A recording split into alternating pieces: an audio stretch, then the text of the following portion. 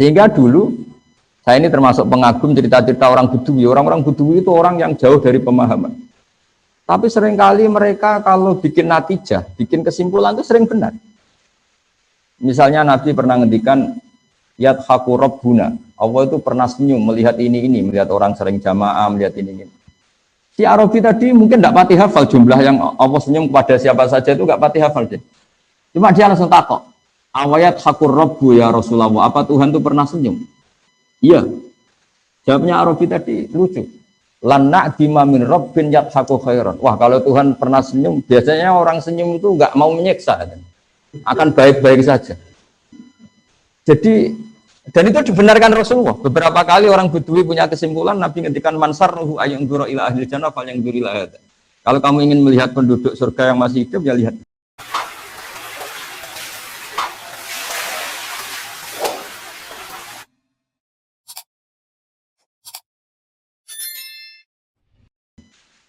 Kita yang mendengar, karena tadi itu ilmu papan atas ya. Saya aja yang sudah kiai agak bingung, apalagi yang enggak kiai itu pasti apa? Cuma do gaya tok pura-pura paham.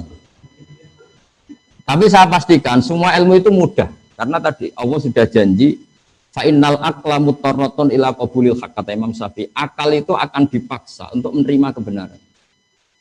Sehingga mengawal kebenaran itu tidak perlu serius-serius banget. Yasiru wala tu'asiru, karena akal fa innal uqula mutarratun ila qabulil haqq. Akal ini pasti dipaksa untuk menerima kebenaran.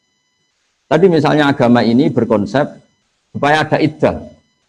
Orang pasti tahu kenapa butuh iddah, karena nanti kalau ada bayi itu bayinya siapa, produknya siapa. Tanpa ada iddah ditakutkan ada ikhtilatul ansab. Anak ini anak bapaknya siapa enggak jelas. Ya itu andai kan enggak diatasnamakan agama, orang akan mengatakan memang aturannya harus demikian. Sebab itu agama ini sebagiannya disebut Allah fitratallahi allati fataran nasa alih. Agama ini agama apa? Agama menurut logika manusia pasti benar. Orang normal, maksudnya ini bicara orang normal. Haramnya khomer juga demikian. Kenapa khomer haram? Ya karena khomarul akal. Karena mencederai akal. Padahal menjaga akal termasuk wajib. Lalu yang dikatakan khomer apa? Ya dulu asirul inab. Dulu itu ya inab yang diperas. Lama-lama kenapa haram? Lah ini ilatul hukmi. Ya karena yukhomirul akla, merusak akal. Artinya terus fakullu ma khoromaral akla, yang merusak akal yang namanya khomer, atau sama-sama muskir, atau sama-sama haram. Yaitu ada masalikul ilah. Nah, kemudian ulama berdebat, apa kias itu penting? Ada yang mengatakan penting tidak penting, yang jelas nanti hasilnya sama. Ada yang cara ulama ngendikan nggak perlu dikatakan kias, cukup dikatakan min itlaqil ba'di wa iradatil qul. Jadi kalau Allah mengharamkan fala taqul lahuma uffin, sekedar bilang hus saja haram, apalagi yang di atas hus. Atau al murad bin nahyi an qauli uffin adalah at-tadajjur atau al-idza. Yang dikehendaki Allah haramnya mengatakan hus pada orang tua adalah al-idza.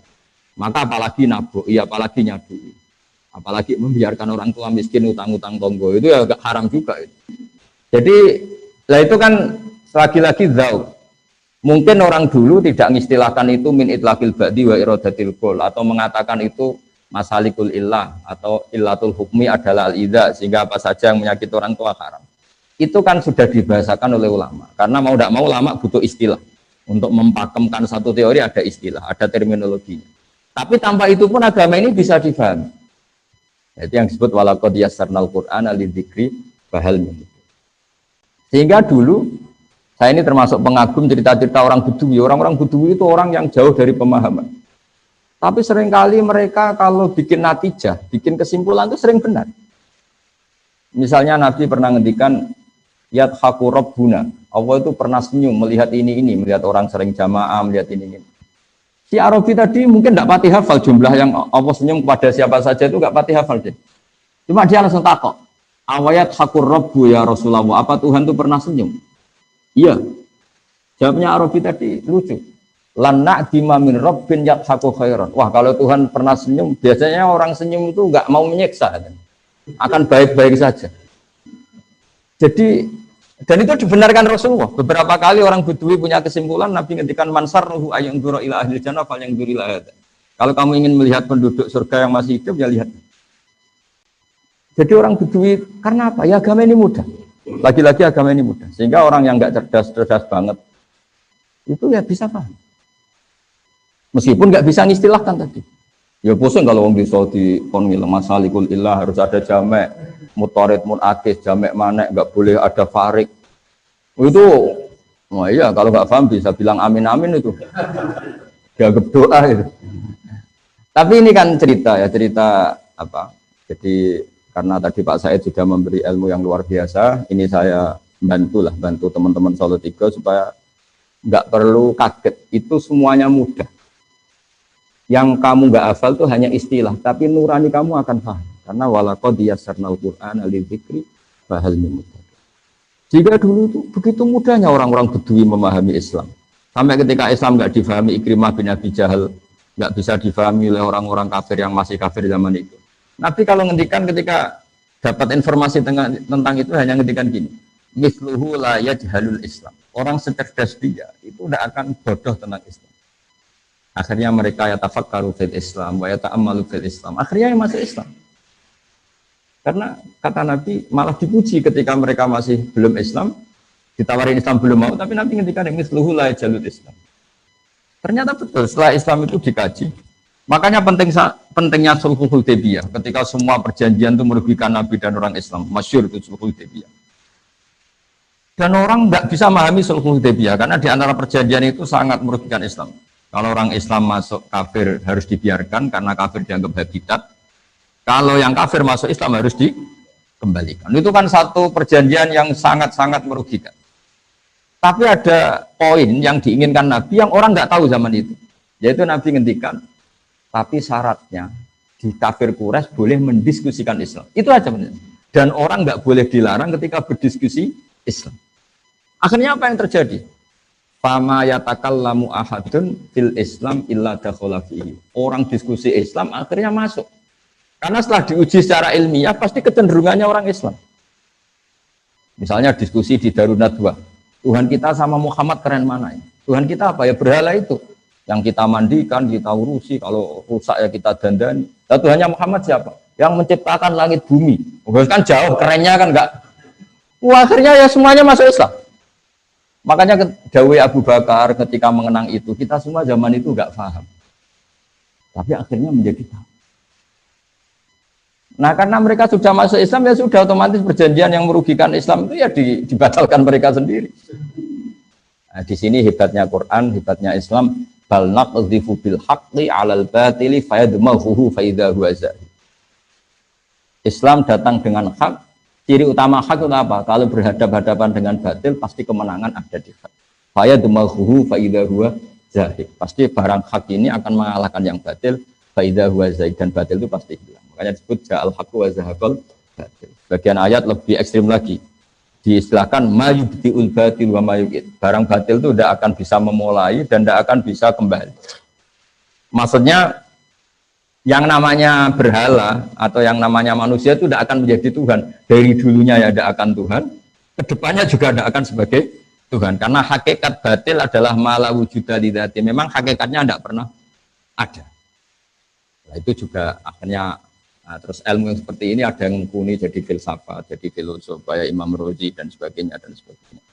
Jadi saya mohon semohon-mohonnya sama semua pendengar bahwa saya benar-benar kagum sama Profesor Said dan memang harus seperti itu, pakai istilah-istilah terminologi usul fikih.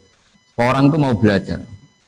Dan nanti kitab-kitab yang nggak punya itu Pak Ketua MUI itu nanti tanya saya, nanti tak terangkan yang mudah ya, pakai bahasa Solo 3 aja lebih gampang. Tapi saya pastikan kalian semua tidak usah kaget, tidak usah apa, karena tadi semua yang ditulis ulama dengan bahasa masing-masing itu sebetulnya sesuai fitrah kita, sesuai dzauq salim kita. Sehingga sudah saya jelaskan berkali-kali, dulu banyak orang Bedui itu mukhotobah dengan Nabi, muhawarah, itu akhirnya paham. Karena agama ini sesuai al-fitrah as-salimah, fitratallahi fatarana. Jadi seperti ketika Nabi melihat perempuan yang sedang menanak nasi lah, kalau bahasa sini mungkin ketika apinya mau padam itu kan kalau sekarang disebuli, kalau bahasa Solo 3 disebuli supaya cepat naik apinya atau cepat membara. Itu bayinya dijauhkan. Terus ketika sudah agak jeda, bayinya didekap lagi. Kata Nabi, aro'aitum anna hadhihi tarihatun waladaha ilan nar. Apa kamu berpendapat bahwa seorang ibu ini membuang anaknya ke neraka? Ya tidak akan ya Rasulullah, tidak akan. Berarti terus ketika Nabi, Allahu arhamu bi ibadihi min hadhihi bi waladiha. Allah lebih rahmah kepada hambanya daripada si ibu ini dengan, itu sahabat senang semua. Karena kalau seorang ibu saja gak tega anaknya di neraka, di api, apalagi Allah yang lebih arham, lebih rahman rahim. Tapi kata Nabi, faktanya banyak yang neraka, ilaman abah. Kalau ada orang masuk neraka, itu salah dewi. Terus dicekeli kanjeng Nabi, cek berusut. Gitu. Karena selalu itu tadi, terus di dunia ini ada contoh sekian hewan, yang dia memang nyari api. Dan kita jangan seperti hewan yang goblok itu. Wong api kok dicari. Jadi sebetulnya Nabi ini sudah akhidun bihujazikum, sudah megangin kita supaya tidak jatuh kan. Tapi sebagian kita ngawur sekali tetap menuju api. Jadi ini pesan saya supaya ilmu dari beliau, ya kita semua minta restu beliau, minta doa beliau dari Profesor Said supaya barokah. Saya sebagai yang muda membantu lah bahwa itu mudah. Karena tadi walaqad yassarnal Qur'ana lidzikri fahal mim mudzakir. Jadi meskipun fa'il itu didefinisikan al-fa'il wa al-ismu al-marfu alladzi alladzi sebenarnya al-ismu al-marfu, terus yang dirofakkan oleh fi'ilnya atau oleh isim sifat atau oleh isim fa'il. Itu kan kayaknya susah, tapi orang Arab ya sudah bilang ja'a zaidun. Jadi misalnya al-ismu al-marfu al-madhkuru qablahu fi'luhu ya. Kalau dalam jurumiyah, tapi kalau di alam alfiyah tidak harus fi'il, tapi termasuk isim fa'il. Kelihatannya kan susah, tapi setelah kita ngaji ya orang Arab tetap bilang ja'a zaidun, ra'aitu zaidan. Tapi kalau ketika mau nerjemahkan al-ismu al-marfu'u al-madhkuru qablahu fi'luhu, itu kan kalau maknanya bingung, isim yang dibaca rafa yang sebelumnya disebutkan kata fi'ilnya. Oh itu kan kayak bulat. Jadi ya sudah, tapi lama-lama prakteknya ya gampang. Makanya terus orang Arab kadang pakai mausu'ah itu ya pokoknya ngono. Timbang latihan bahasa Arab Indonesia kesuwen kon kerja ning Arab Saudi sak tahun mulai bahasa Arab. Karek dadani sithik-sithik nahu sorope gitu. Tapi kalau pintere bahasa Arab kan sudah. Ya karena tadi walaqad yasanal Qur'ana lidzikri fahal mim mudzakir. Ya saya kira demikian. Terima kasih. Assalamualaikum warahmatullahi wabarakatuh. Bismillahirrahmanirrahim, sebagaimana yang dikatakan Pak Said, dan semoga ini jawaban terakhir karena ini sudah capek ini. Kalau semangat tok terus ternyata nggak paham karena capek itu, ya realistis saja lah, karena kita mungkin wadahnya enggak luas-luas banget. Daripada nanti meluber kemana-mana malah gak jelas. Apalagi Pak Said tadi bilang ini mukaddimah. Begini ya. Agama ini kan sudah proporsional. Jadi misalnya korban udhiyah dalam mazhab kita kan tidak wajib.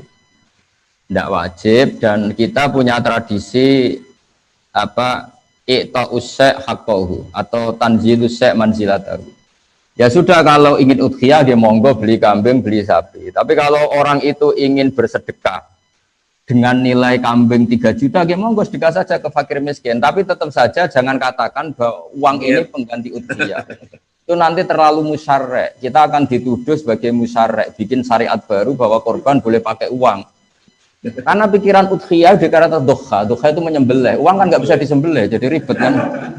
Mbok ya udah usah berpikir mengganti itu. Bukan levelnya lah ketua MUI Solo 3 Ijtihad itu.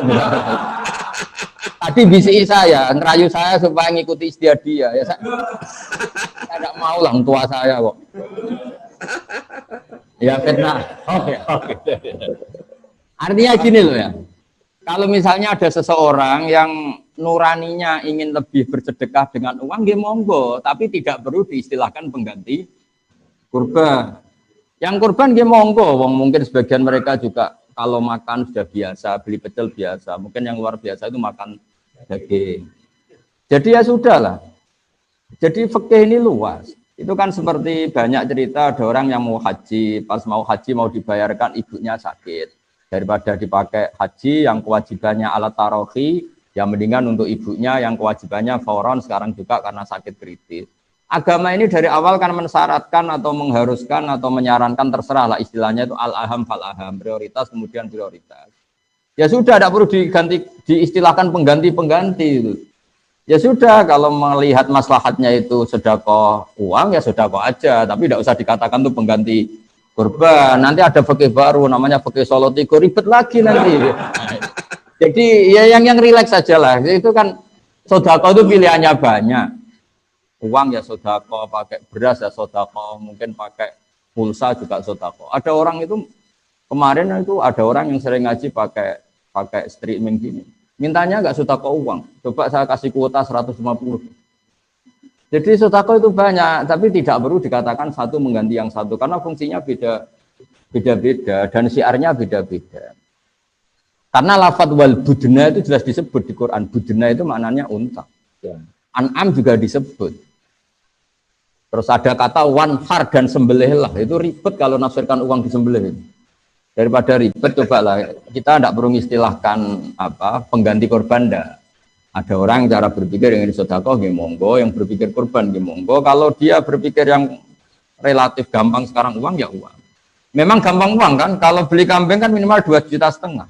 Kalau Pak Ketua MUI hanya punya uang 500.000 kan mendingan sedekah uang. Kalau kambing malah tidak cukup. Jadi cobalah ini dipikir secara ringan tadi karena beliau sudah ngasih materi yang luar biasa. Saya terima kasih sekali sama Pak Said, kita semua istifadah. Selain dari seorang alim juga gurunya banyak. Akan apa? Zadana ilman ila ulumina, beliau nambah ilmu ke kita, menambah ilmu yang sudah ada pada kita. Yang jelas jangan ada tradisi musyarrah. Hanya kita bikin aturan baru. Aturan yang sudah ada ini sudah cukup mengantarkan kita ke surga.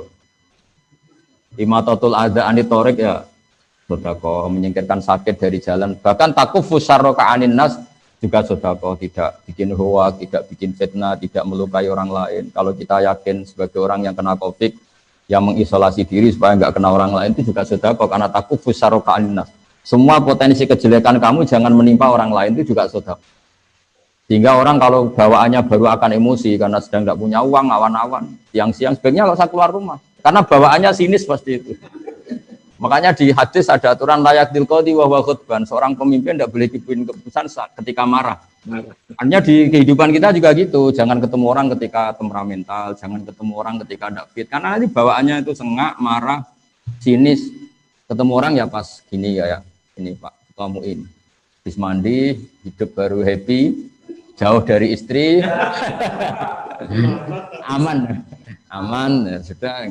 Jadi intinya sudahlah kita tidak usah jadi musyarek. Syariat yang diajarkan Allah ini sudah luar biasa. Bahkan sudah diumumkan al-yauma akmaltu lakum dinakum. Agama ini sudah sempurna, tidak perlu kita tambahi, tidak perlu kita kurangi. Karena tadi untuk analisis itu cukup pakai ilmu.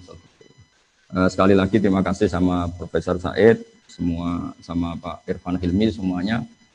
Saya sekaligus pamit. Sebenarnya yang nutup moderator, tapi saya juga menutup diri saya sendiri. Saya kira demikian. Assalamualaikum warahmatullahi wabarakatuh.